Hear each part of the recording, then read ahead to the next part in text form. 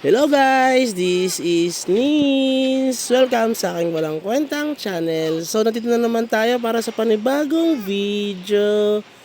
Ngayon guys, ay i-ano lang natin yung kasama natin or yung nag-comment doon sa ating YouTube channel na sabi din Norman Libre dito, boss, pwede makita yung stat skill master mo. Ginagaya ko kasi build up mo, boss.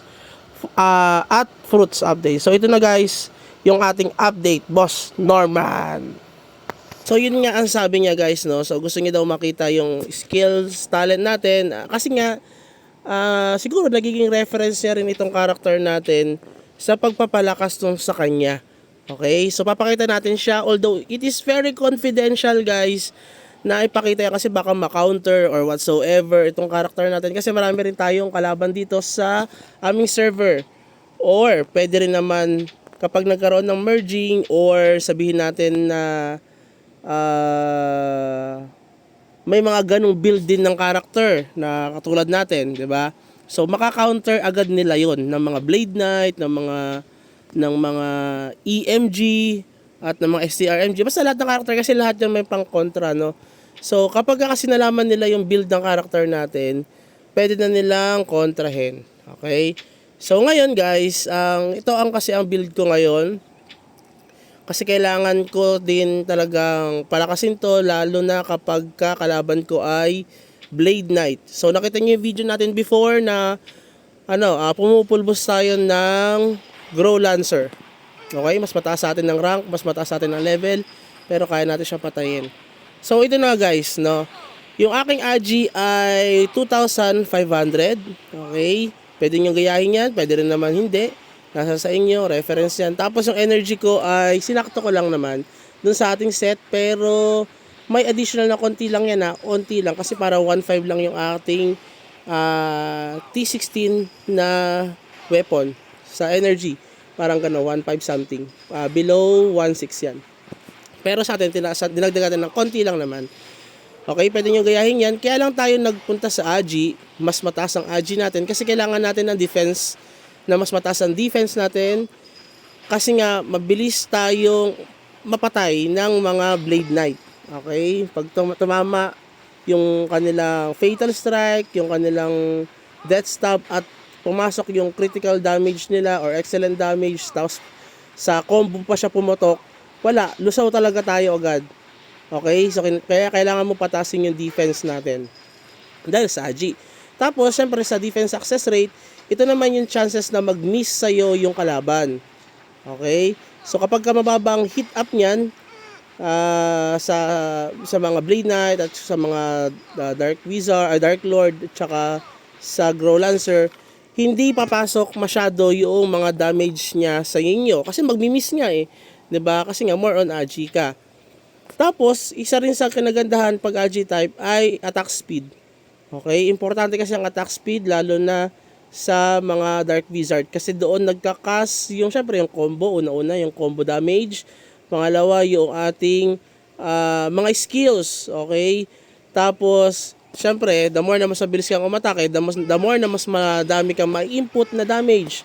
Tapos additional pa itong mga elements na yan. Once na napataas mo naman na yan, elements, kasi sa akin medyo mababa pa Yan pa lang yung mga damage natin, 2,000, 6,000, 3,000. No, kapag yan puro mythic na yan, ay sigurado mas malaki na ang magiging damage mo. Mas mabilis na makakapatay ng mobs at ng mga players. Okay? So far, ngayon, hindi pa masyadong max yan. Okay? Medyo pa lang, mababa pa. Okay, di kasi nagpo-focus dyan Kaya nga sabi ko sa inyo, di ba, para ito sa mga free-to-play or semi-spender kasi pwede nyo siyang magaya. Okay? Di ko naman kayo dinidiscourage manood dun sa mga spender talaga, no? Yung mga sobrang mga spender. Okay naman siya, kaso yun nga, parang masasayang yung magkakaroon kayo na idea sa kanila dahil meron sila mga insight, inputs. Pero alam nyo ba, kung hindi naman kayo ganun kalakas gumastos katulad nila, hindi magiging ganun yung character nyo guys, 'di ba? Kaya kahit na sobrang ina-idolize natin sila na parang nilook forward natin na magiging ganito rin yung character ko. Magiging ganun kung magiging ganun din yung gastos mo. Okay? Kung hindi naman ganun kalaki ang gastos mo at hindi ka spender nga, wag mong asahan na magiging ganon kalakas yung character mo. Okay? Pero depende pa rin yan kasi nadadaan sa farming kasi yan. Farming, sa tiyaga, no? Pag may sipag, merong adobo. Okay? Yan lang naman yung importante doon. Pag may adobo. Okay, punta mo tayo dito. So, yan yung, kaya mas mataas yung AG ko compare sa energy. Kasi nga, pag energy, malakas yung damage, pero ang problema naman doon ay malambot tayo, tapos mabagal yung attack speed. Tapos tataas pala yung ating SD, the more na mas mataas yung ating agility. Okay? Tataas itong SD na yan. So, dito naman tayo sa skill points natin, pinataas. Kung mapansin nyo, 591 lang yan, over 800. No, hindi ko na siya masyado napapataas kasi mahal ang Jewel of Creation. Once siguro natapos natin yung florites natin, siguro dito na tayo magfo-focus kasi medyo mahal din. 15,000 ang SD at saka 15,000 ang combo seed. Okay, yung combo heart na yon. So 15,000 yun. So dalawa yan, 30,000 agad. Tapos Jewel of Creation na 18,000. So medyo magastos nga siya pagka pinataas mo itong mga itong mga allocation na yan. Okay, pero so far medyo mababa pa, may 17 pa tayo, mayroon pang 35, 34. Okay, hindi pa nga ako naggigit na hindi pa ako nag 50%.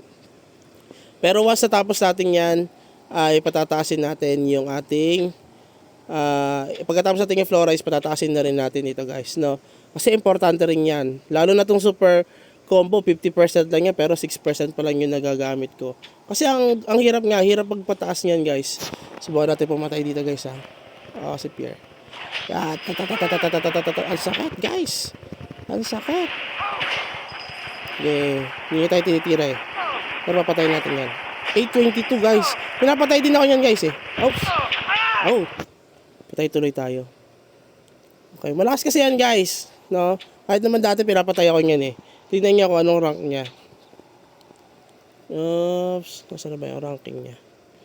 Pero unti na lang, di ba? Sayang yun Nasa na yung si Pierre? Yan, nasa rank 25 siya guys. At maximum na yung mga niya, florites niya. Okay, kaya lakas ang damage siya, puro fire. Pero dapat malambot lang to pero ang tigas niya, di ba? Hindi ko alam kung bakit. Okay, so nakadepende pa rin niya sa build ng character. Kaya pala, dahil meron siya mga ganito. Okay, mga level 20. Okay, so tsaka mataas to. Meron ng additional damage, tapos critical damage, tapos ito, may attack damage na rin siya, and speed. Mataas na to. Malakas na talaga siya talaga. Okay, so yun yung natin, pangalan ito, yung sa skill stats natin, ay sa stats natin at saka dun sa sa mga allocations sa mga additional stats. Okay, so papakita ko na naman sa inyo later yung ating skill talents. Okay, skill talents. Para isahan na lang, para isang panood nyo na lang sa video. Hindi na kayo magpapalit-palit, okay? Hintayin nyo lang kasi medyo mahaba talaga itong video na ito. Pero kung umabot ka sa dulo ng video na ito guys, kung dito sa gitna na to umabot ka, please consider like and subscribe para kahit papaano ay ganahan tayo sa pag-upload ng video. Tama? Kasi kung hindi kayo manonood, edi tatama rin tayo gumawa ng video. Wala naman pala tayo subscriber. Bakit tayo gagawa ng video? Tama? Okay. So ito guys, unahin ko muna yung skill ko. Although meron na tayong ginawang video about dito guys, no, level 41 na siya guys. Araw-araw ko yung pina-upgrade. Okay, magle-level 42 na siya. Inuna ko yung Aurora guys kasi nakita ko mas maganda nga yung option na Aurora. Yan, compare sa Pyroblast kasi nga more on single attack itong Aurora na ito. Okay, kasi ito bihira naman ako kumbaga massive clash. Okay, bibihira kasi ito yan ay pang massive clash itong Pyroblast. Yung Aurora kasi pang single target kasi ito. Okay, kung mababasa niyo option yan, pang single target yan guys. At importante siya yung option na ito. Kaya ito yung inuna ko. Kasi mahilig ako may pag PVP, mahilig ako may pag-agawan ng red boss. Tapos mahilig din tayong pumatay, di ba? Mahilig tayo pumatay dati. Pinapatay kasi tayo ng bot. Okay, kaya yan yung pinataas natin. So ngayon, ang pinapataas ko na ngayon na itong Pyroblast, siguro hanggang dito lang yan sa Tier 2. Mahirap na to guys, mahirap na pataasin itong Tier 2 ng Pyroblast. Kasi dito, kapag ka na-reach mo na yun sa ganyan, sa level 30 ata yan, dati kasi parang 12,000 lang yung evolution experience ang kailangan para ma-level up mo na siya. Ngayon, 21,000 na. Okay, once na na-upgrade ko na itong mga to, yan, hanggang dito sa tier 2, yung scorch damage na yan, na additional sa atin, feeling ko mas tataas ulit yung experience niyan. Okay, kaya mas mahirap na siyang i-level up. Pwede nyo naman kasing hindi kuhain ng max yan. Kuhain nyo lang yung mga may option, kasi importante rin, no? Kung mapapanood nyo yung video nung isang vlogger din, hindi niya kinuha yung lahat ng skill, hindi niya minmax lahat ng skill dito. Kinuha niya lang yung mga skill na importante. Hanggang tier 2 nga lang ako di ba? Hindi na ako nagpataas ng iba. So siya rin, parang ganun din, may tier 1 siya, tsaka tier 2. Tayo ang gagawin natin dito, siguro hanggang tier 2 lang tayo dito. Just like katulad nung Aurora natin, tier 2 lang din itong Pyroblast. Kasi, magka-focus na ako dito sa Guardian Soul. Okay, yung option niyan, patataasin natin. Medyo mas mahirap siguro pataasin ito dahil baka mag-level 60 na ako niyan or 50 plus na. So siguro mga 30,000 na evolution experience lang kailangan. So yan, pag pinataas mo kasi itong yung mga option niya, pagka na-upgrade mo siya, na-unlock mo yan, maganda yung mga bigay ng option niya. The more na na-upgrade mo yan, parang the more na mas titigas ka at tataas yung defense success rate mo. Okay? Isa pa to, maganda to yung Malison. Reduces the target's damage bonus by 4%. Okay? Maganda rin itong skill na ito. Lalo yung Malison, ginagamit natin. Yung poison natin. Okay, importante yan. Tapos, siguro hindi ko nakukuha itong depleted knocks back enemy players when shield is depleted. Okay?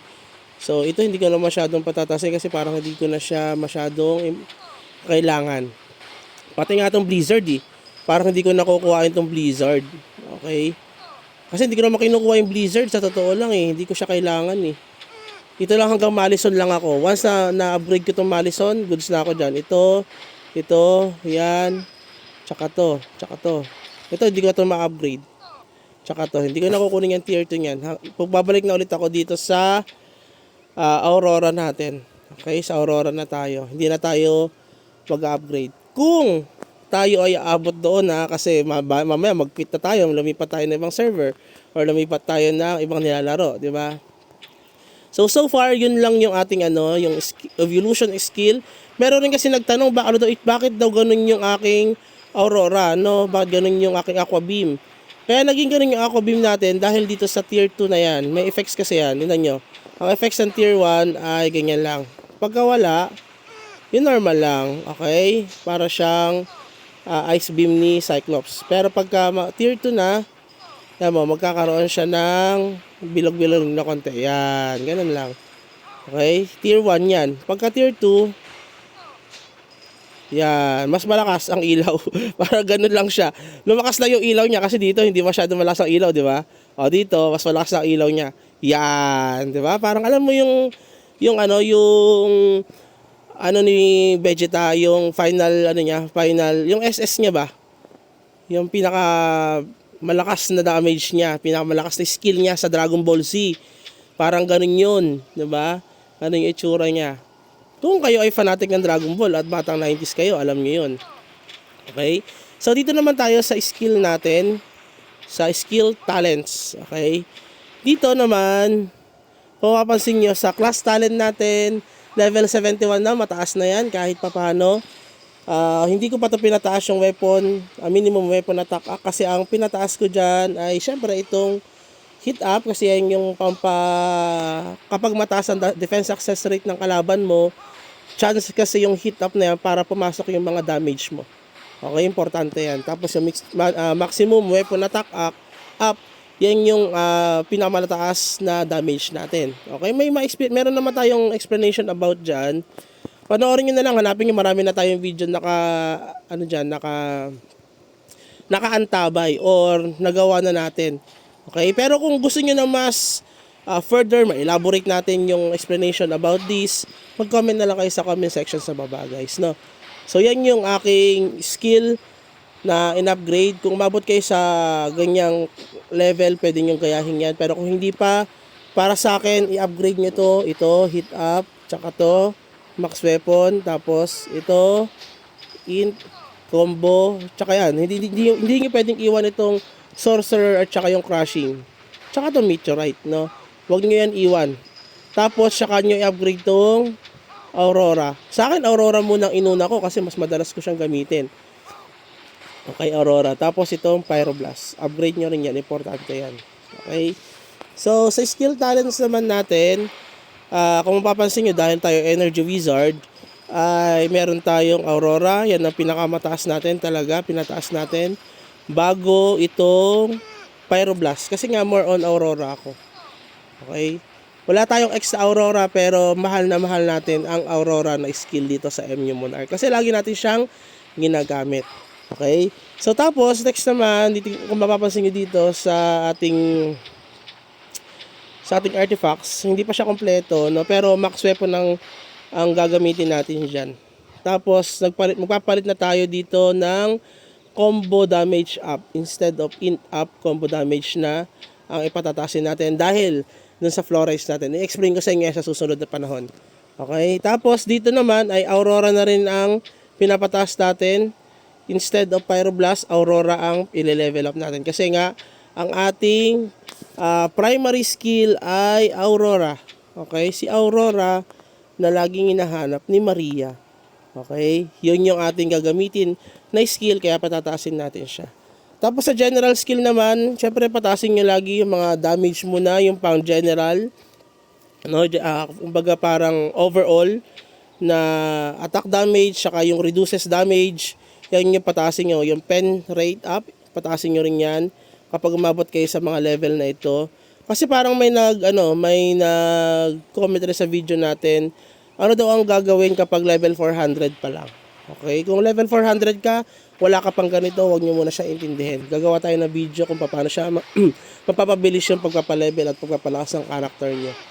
So, pagkatapos nyan, nung na-level po na itong mga to, yung mga importante dyan, yan, pinatasan natin itong damage to swordsman. Kasi maraming ang blade knight dito, tsaka pang counter kasi ang wizard sa mga sa blade knight.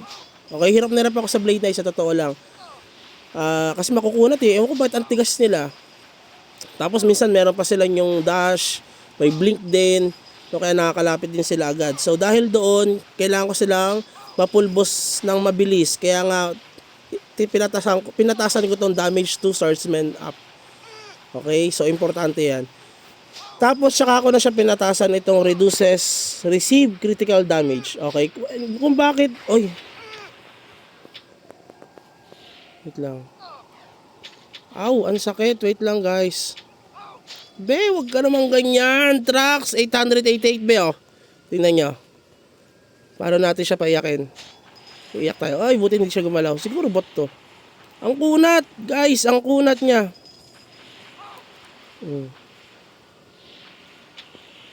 Aw, ang sakit. Ang kunat naman itong 888 na to.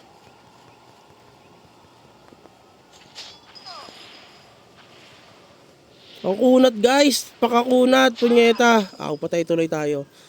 Ang lakas. Kakagigil. Diba? 888, guys. Okay? Eh, wala tayong magagawa. Mas malakas sa atin yun eh. Pagka ganun, pabap na lang. No? Diba? Magpabap na lang tayo. Mas malakas sa atin yun eh. Okay? Ang sakit nun ah. Sayang yun. Nagkikwest lang tayo eh. Okay? Pabap muna tayo guys. At tayo pinatay. Ay, Trax. Malakas yun guys ha. Sabi ko sa inyo. Tignan nyo ha. Ano ba ang ranking niya dito?